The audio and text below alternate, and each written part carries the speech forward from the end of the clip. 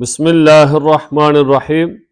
محرم کا مہینہ شروع ہو چکا ہے اور آج کل اکثر لوگ یہ سوال کر رہے ہیں کہ عاشورہ کا دن یعنی 10 محرم الحرام کا جو دن ہے وہ کون سے دن میں آئے گا؟ تو یاد رکھیں کہ 26 جون بروز جمعۃ المبارک والا جو دن ہوگا اس دن یوم عاشورہ کا دن ہے، یعنی 10 محرم الحرام کا دن ہے۔ اور 10 محرم الحرام اور محرم کے مہینے کی بہت زیادہ فضیلت بیان کی گئی ہے۔ اسلامی تاریخ کے اندر ایک نہایت اہم اور بابرکت دن ہے۔ اس دن کی فضیلت کے بارے میں بہت ساری احادیث بھی موجود ہیں۔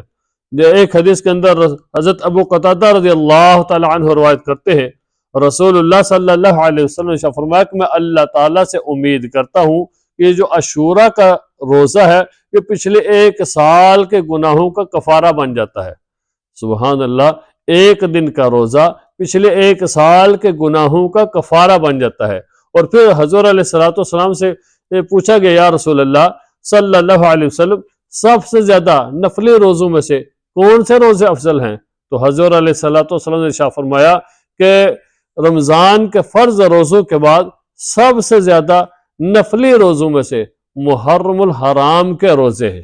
محرم الحرام کے روزے یہ نفلی روزوں میں سے سب سے زیادہ افضل ہیں۔ اور یہ اس دن ہمیں یوم جو عاشورہ کا جو دن ہے اس دن ہمیں روزہ رکھنا چاہیے۔ اور پھر بعض لوگ پوچھتے ہیں کہ اس کی نیت کیسے کرنی ہے؟ یاد رکھیں کہ کوئی اسپیشل اس کی کوئی نیت نہیں ہے، بلکہ عاشورہ والے دن جو بندہ اٹھ کے صبح نیت کر لیتا ہے کہ میں نے آج عاشورہ کا دن کا روزہ رکھنا ہے، یعنی 10 محرم کا دن کا میں نے روزہ رکھنا ہے، تو اس کی یہ نیت کافی ہو جائے گی، اس کی نیت ہو جائے گی۔ اسپیشل اس کو کوئی نیت کرنے کی ضرورت نہیں ہے کہ میں نے کوئی پڑھ کے نیت کرنی ہے یا سوچ کے نیت کرنی ہے، بلکہ جو اس کے دل کا ارادہ ہے کہ آج میں نے عاشورہ کا دن کا روزہ رکھنا ہے یا رکھتا ہوں یا رکھتی ہوں، تو اس کی وہ جو نیت ہے، دل کا ارادہ ہے، اس کی نیت ہو جائے گی۔ پھر عاشورہ کے دن روزہ ہمیں رکھنا چاہیے، اس کی بہت زیادہ فضیلت بیان کی گئی ہے۔ اور پھر عاشورہ کا جو دن ہے اس دن کے بارے میں آتا ہے کہ جب حضور علیہ السلام مدینہ میں تشریف لائے تو دیکھا وہاں پر جو یہودی لوگ تھے تو وہ بھی روزہ رکھتے تھے۔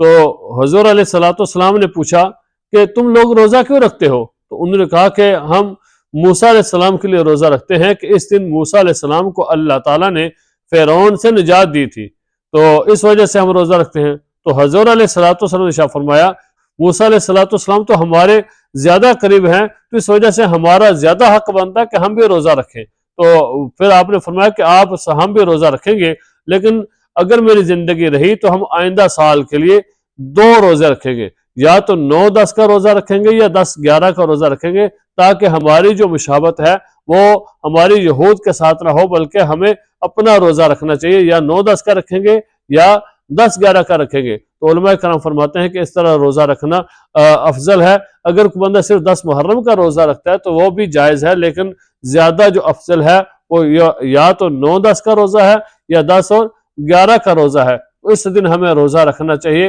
اور جو محرم کا مہینہ ہے اس کی اللہ تعالیٰ نے قرآن پاک میں حرمت بیان کی ہے، جہاں پر 4 مہینوں کی اللہ تعالیٰ نے حرمت بیان کی ہے، تو ان 4 مہینوں میں سے ایک مہینہ جو عزت و تکریم و حرمت والا مہینہ ہے وہ محرم الحرام کا مہینہ ہے۔ تو اس مہینے کی بہت زیادہ فضیلت بیان کی گئی ہے۔ پھر جو عاشورہ کا دن ہے اس دن آج کل ہم لوگ تو اس کو غم کے طور پر مناتے ہیں کہ اس دن حضرت حسین رضی اللہ تعالیٰ عنہ نواسہ رسول صلی اللہ علیہ وسلم کو بے دردی سے ظلم و ستم کے ساتھ شہید کر دیا گیا اور آپ کے خاندان کو شہید کر دیا گیا۔ ہم تو اس کو غم کے طور پر مناتے ہیں۔ یاد رکھیں کہ ہمیں افسوس ہونا چاہیے، ہمیں غم ہونا چاہیے، کہ ہمارے دل کے اندر افسوس ہونا چاہیے کہ حضرت حسین رضی اللہ تعالیٰ عنہ کو اس دن شہید کیا گیا، لیکن ساتھ ساتھ ہمیں یہ بھی سوچنا چاہیے کہ حضرت حسین رضی اللہ تعالیٰ عنہ کا مقصد کیا تھا، آپ نے اتنی بڑی قربانی کیوں دی، آپ کا کیا مقصد تھا؟ آج ہم لوگ جو ہے اس مقصد کو نہیں سوچتے، اس قربانی کو نہیں سمجھتے کہ اس کا قربانی کا اتنا بڑا مقصد کیا تھا۔ تو ہم لوگ صرف یہی افسوس کرتے ہیں کہ حضرت حسین رضی اللہ تعالیٰ کو شہید کر دیا گیا۔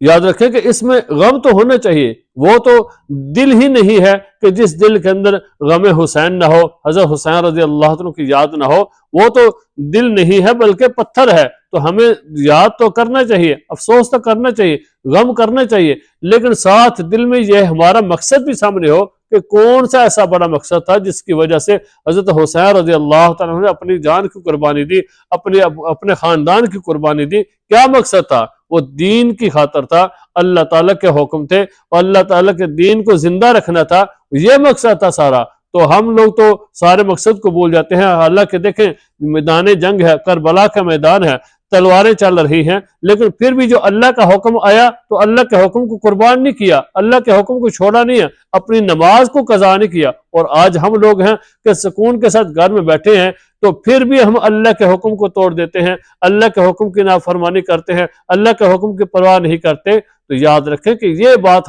ہمیں سوچنی چاہیے کہ انہوں نے تو میدان کربلا کے اندر، میدان جنگ کے اندر بھی اللہ کے حکم کو پورا کیا ہے، دین کی خاطر اپنی جان دے دی ہے، نماز نہیں چھوڑی، اپنے سجدے کو قضا نہیں کیا، اپنی پیشانی کو اللہ کے سامنے ریز کرنے سے ریزہ نہیں ہوئے، وہ اپنی جان قربان کر دی ہے، نماز کو پھر بھی ادا کیا ہے، نماز کو قضا نہیں کیا۔ اور آج ہم لوگ ہیں کہ ہم اللہ کے حکم کو توڑ دیتے ہیں، نماز کو قضا کر دیتے ہیں۔ تو اس وجہ سے ہمیں حضرت حسین رضی اللہ عنہ کا جہاں پر دل کے اندر غم رکھیں، وہاں پر ان کی قربانی کا مقصد سمجھے کہ قربانی، اتنی بڑی قربانی کیوں دی ہے، اور وہ سراسر اللہ کے حکم کو اور رسول اللہ صلی اللہ علیہ وسلم کے حکم کو زندہ رکھنا تھا، آپ کے دین کو زندہ رکھنا تھا۔